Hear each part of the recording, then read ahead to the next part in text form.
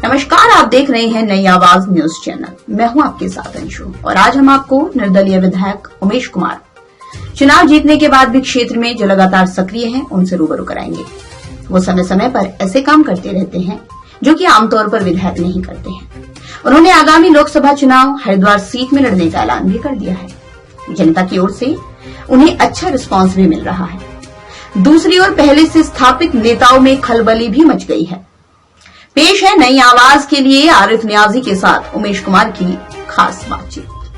कानपुर की जनता का सर्वप्रथम अधिकार है कि उन्हें अच्छी सड़कें मिले, अच्छी स्वास्थ्य सेवाएं मिले।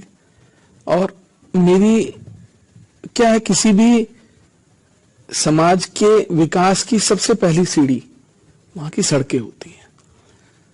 तो जो सड़कें 20 सालों में, जैसे अब आप शिव गली है, आप तो जानते ही हैं, उस गली से ज्यादा नरकीय जीवन मुझे लगता कहीं का नहीं था। छोटे छोटे बच्चे कीचड़ में डूबते हुए पैंट ऊपर उठाकर, पजामा उठाकर और गाड़े में से निकलना। मिलाप नगर वाला, मोहनपुरा, आप आज जाइए, अगर आपको कहीं पानी सड़क पर दिख जाए तो आप बताइएगा विधायक जी आप क्या कह रहे थे। तो मैंने वो सड़कें शुरू की, वो काम शुरू किए। सबसे पहले लगभग 100 सड़कों को हम टच करने जा रहे हैं 7 महीने में। जो लोग 8 महीने में लोग विकास की बात करते हैं, मैं हर गली चलते, सड़क चलते को जवाब नहीं दूंगा। जिनको आलोचना करनी है करें, मेरा काम है मेरे लोगों को अच्छी सड़कें देना, उनको अच्छी सुविधाएं देना, और मैं उस पर काम कर रहा हूं। आप 2 साल में देखिएगा, आप खुद कहेंगे कि कानपुर विधानसभा के हर गांव, हर मोहल्ले में सड़कें सड़कें आपको दिखेंगी। आप पत्रकार हैं और मेरे से ज्यादा इस क्षेत्र में आप रहे हैं, आप जानते हैं, आप यहाँ की गली गली से वाकिफ हैं। मुझे बताने की जरूरत नहीं है वो किस स्थिति में मुझे मिला था। आज कह गए कि लोग भी जानते हैं क्या नरकीय जीवन था। गलियों में पानी के अंदर तालाब बने हुए थे, उसके अंदर जो है वो जानवर उछल कूद मचाते हुए दिखते थे। 1-1, 1.5 फुट का पानी था। आज आप जाइए मिलाप नगर में, अगर आपको पानी कहीं सड़क पर मिल गया तो आप मुझे बताइएगा। कोई प्रयास नहीं है, जहां इच्छा शक्ति होती है वहां स्वयं काम होते हैं। बस आपको एक बार अपनी प्रबल इच्छा शक्ति के साथ ये सोच के लगना पड़ता है कि मुझे काम करना है। स्वास्थ्य, अच्छे सरकारी स्कूलों की स्थिति को बेहतर करना और बिजली, खंबे, यही प्राथमिक सुविधाएं हैं जिनकी लोगों को आवश्यकता है। आपसे वो पैसे मांगने नहीं आते घर, उनको क्या चाहिए? बिजली, सड़क, पानी, और क्या चाहिए? इससे ज्यादा कोई आपसे कुछ नहीं मांगता है। तो ये तो आप पैसे भी अपने घर से दे रहे हैं। आप ये अपने घर से तो नहीं दे रहे, सरकारी पैसा है, टैक्स है, जनता के टैक्स की कमाई जो है, टैक्स पेयर्स की, उससे ये सब पैसा आता है। तो उन्हीं के लिए अगर हमें सुविधाएं बनाएं, क्रिएट करें, उनके लिए संसाधन बनाएं, तो उसमें बुराई क्या है? देखिए मेरी बात सुनिए, मेरा ये कहना है कि मैं निर्दलीय विधायक लड़ा था, मैं जनता का विधायक हूं और ये जनता तय करेगी किस पार्टी से चुनाव लड़ना चाहिए।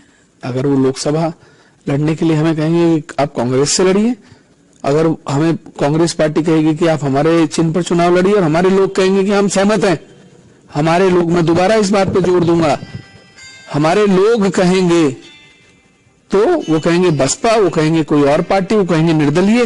भाई लोगों ने चुनाव लड़ाना है, उमेश कुमार ने चुनाव नहीं लड़ना, जनता का चुनाव है, जनता ने लड़ना है। जनता तय करे कि किस चुनाव चिन्ह पे लड़ना है या नहीं लड़ना चुनाव चिन्ह पे। मतलब आपका कोई गुरेज नहीं होगा किसी भी पार्टी से? देखिए मैंने आपसे क्या कहा कि ये तो परिस्थितियां बताएंगी कि क्या परिस्थितियां बनेंगी। मैं तो निर्दलीय लड़ना चाहता हूं, बाकी परिस्थितियां तय करेंगी क्या हो। लड़ा जाएगा तो अभी भी आपको शक है?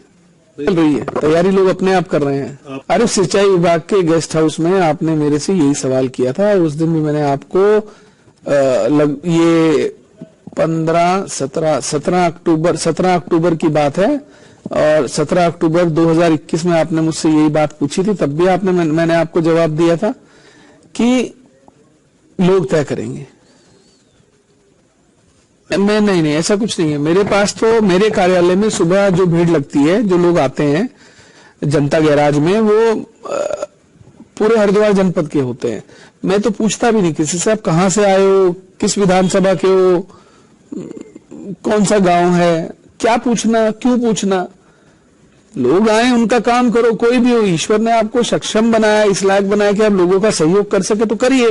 15 कन्याओं का विवाह हम पहले करा चुके, जिसमें 6 मुस्लिम थी और 9 हिंदू थी, और अब 22 कन्याओं का सामूहिक विवाह है, जिसमें 5 कन्याएं हिंदू हैं और बाकी जो हैं वो 5 मुस्लिम हैं और बाकी हिंदू हैं। तो 28 जनवरी को आप सादर आमंत्रित हैं 12 बजे चंदन पैलेस लक्सर में, और ये सामूहिक विवाह का अब तक का सबसे बड़ा कार्यक्रम है हरिद्वार जनपद का, किसी विधायक द्वारा कराए जाने का। मेरा आप सभी से अनुरोध है कि आइए और बच्चियों को आशीर्वाद दीजिए, उनका घर बसाने के लिए, उनका घर बसे, उनका भविष्य उज्जवल हो, परिवार उनका खुश रहे, वो सब जहां रहे वहां। मेरे आरिफ, मुझ में ना विधायक वाली फील आ नहीं पा रही, मैं सच बताऊं ईमानदारी से। मैं आप पहली बार विधायक द्वारा कराए जाने का, मेरा आप सभी से अनुरोध है कि आइए और बच्चियों को आशीर्वाद दीजिए, उनका घर बसाने के लिए, उनका घर बसे, उनका भविष्य उज्जवल हो, परिवार उनका खुश रहे, वो सब जहां रहे वहां। मेरे आरिफ, मुझ में ना विधायक वाली फील आ नहीं पा रही, मैं सच बताऊं ईमानदारी से। मैं आप पहली बार किसी प्लेटफॉर्म पे ये कह रहा हूं कि यार मैं फील नहीं कर पा रहा मैं विधायक हूं। मुझे लगता है मैं जैसे पहले था उमेश कुमार, मैं आज भी वैसा ही हूं। मैं वैसे ही आम आदमी हूं, वैसे ही आम आदमी मुझे पसंद करता है, वैसे मुझे चाहते हैं, वैसे लोग मोहब्बत करते हैं, और मैं खुश हूं। मैं ये विधायक का चोला ओढ़ के ना, ये आर्टिफिशियल होना मेरे बस का नहीं है यार। मेरी किसी गाड़ी पे आपको विधायक लिखा नहीं मिलेगा, मेरे घर पे आपको विधायक लिखा नहीं मिलेगा, कहीं भी लिखा होगा जनता गैराज, नीचे अंत में लिखा होगा। मेरे को ये शो ऑफ जो है ना, ये विधायकी का एक वो दिखाने वाला, मतलब मुझे पसंद नहीं है। मैं जैसा हूं वैसे ही खुश हूं। लेकिन चाहने वालों की भीड़ आपके पास जरूर है सर, कि अब बढ़ गया, उसमें जो ग्राफ है वो बढ़ गया है इस टाइम। किसी भी व्यक्ति का राजनीतिक कद, उसकी लोकप्रियता, उसकी अपनी निजी नहीं होती। राजनेता बड़ा वही होता है जिसके पीछे लोगों की कतार होती है। नेता वही लोकप्रिय होता है जिसे लोग चाहते हैं। नाम बड़े और दर्शन छोटे से काम नहीं चलता। जनता है, जनता जनार्दन है जिसके पीछे ये है। तो वो हमारी भाभी हैं, सुरेंद्र राकेश मेरे दोस्त थे, स्वर्गीय, वो हमारे भाई की तरह थे, और वो भाभी हैं, उनका अधिकार है, वो कुछ भी कहें। हम तो ये मैं उनके प्रति सम्मान रखता हूं। बाकी हेलीकॉप्टर में हम आए थे, पहले भी लोगों ने कहा था हेलीकॉप्टर से उड़ जाएंगे, चले जाएंगे, हमने तो हेलीकॉप्टर उड़ा दिया, हम तो यहीं बैठ गए। तो मैं, आदरणीय भाभी हैं, उनके बारे में मैं कोई टिप्पणी नहीं करना चाहूंगा। बस मैं इतना ही कहना चाहूंगा कि भाभी, आप सारी असलियत जानती हैं, आप सारी सच्चाई जानती हैं, कोई ऐसी टिप्पणी ना किया कीजिए कि फिर मैं मजबूर हो जाऊं। लेकिन मैं आपके सम्मान में फिर भी कभी, क्योंकि सुरेंद्र राकेश जी से मेरी दोस्ती थी यार, मतलब हम लोग मतलब अच्छे दोस्त थे, तो वो भाई समान थे, तो मैं कोई भी उनके परिवार के सदस्य पे या किसी पर भी ऐसी कोई टिप्पणी नहीं करना चाहता जिससे कि मुझे आत्मग्लानि फील हो। वो हल्केपन से बचना चाहिए। आप जब कुछ बोलते हैं तो उसका जो प्रभाव है पूरे समाज पे पड़ता है। युवा आपसे इन्फ्लुएंस होते हैं। आप युवाओं को उत्तेजित करके, उनको गुमराह करके, गलत बयानबाजी से उनको आपस में ना भिड़ाएं। अच्छी बात बताइए, उनको अच्छा रास्ता दिखाइए और पॉजिटिव बात करिए। तो अभी तक के लिए फिलहाल बस इतना ही। बाकी की खबरों के लिए देखते रहिए नई आवाज न्यूज चैनल। नमस्कार।